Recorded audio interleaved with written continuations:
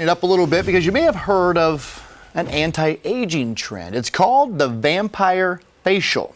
It's a technique that uses your own blood to supposedly turn back the clock. Sounds like a miracle. It made headlines after officials say 2 people walked away, though, with HIV in New Mexico. It's important we point out that practice was not licensed. That's very important here, folks. We've ventured around Greenville to see if it's actually done here in the upstate and what you need to know about the facts versus the trends. And Fox Carolina's Shale Remien spoke to the expert. Shale, I'm sure there was a lot to learn. What is this vampire facial all about? Well, believe it or not, Diana, I spoke with a dentist here in Five Forks who says microneedling started in dentistry. She says they saw such rapid healing with oral surgeries first, and now that same technique is used in vampire facials. But she says before you bleed too much for beauty, there's a few things that you should know about.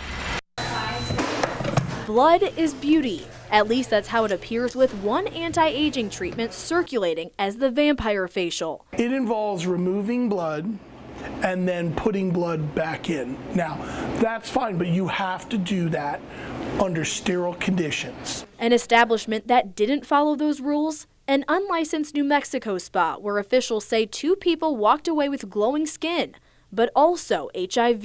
So we asked experts who offer similar procedures here about how it works. So vampire facelift is one particular doctor who came up with a technique where he's mixing in Juvederm into the PRP and injecting into the face, and only doctors, dentists, nurses that have taken his particular course can advertise vampire facelift. But Dr. Hapney says while they're very similar, there's a difference between PRP, what she practices, and the vampire facial. A trend gaining popularity since celebrities like Kim Kardashian posted bloody pictures like this. So PRP is platelet-rich plasma, which is basically you draw blood out of your arm typically. We spin it in a centrifuge.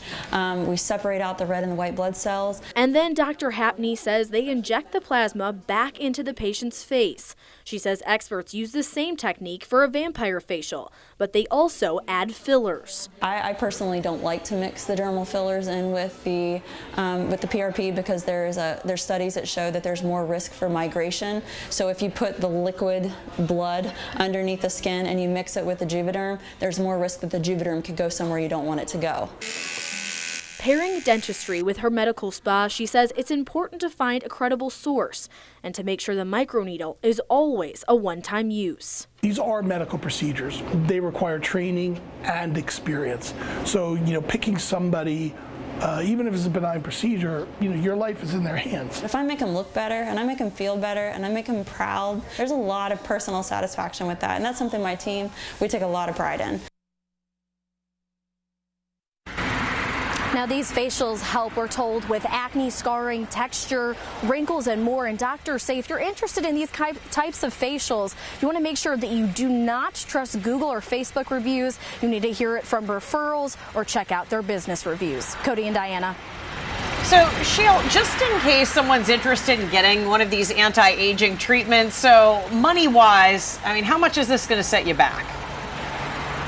Well, it really depends on where you go and if you add fillers. But everybody we spoke to today, as far as their business goes, they'll charge anywhere from about $300 to $600. We're live tonight in Five Forks. Shale Remien, Fox Carolina, the 10 o'clock news.